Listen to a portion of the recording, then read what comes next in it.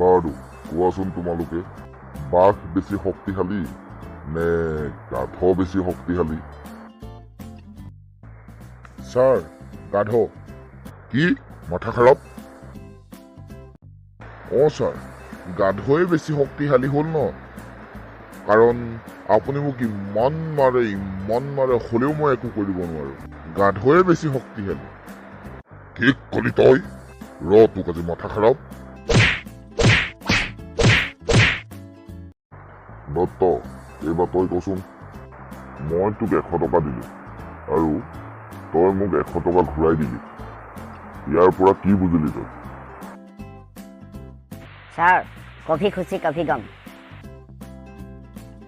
এ মজা, মাথাত ঘিউ বোলা বস্তুটো আছে নাই? কি পঢ়িছে ইমান দিনে? হয় স্যার, আপুনি যেতিয়া মোক পইচাটো দিলে মোৰ সুখ আৰু আপুনি যেতিয়া নিলে মোৰ দুখ। সেইকাৰণে কৈছোঁ স্যাৰ, কফি খুশি কফি গম। তোৰ সুখ দুখ উলিয়াই আছো ৰ।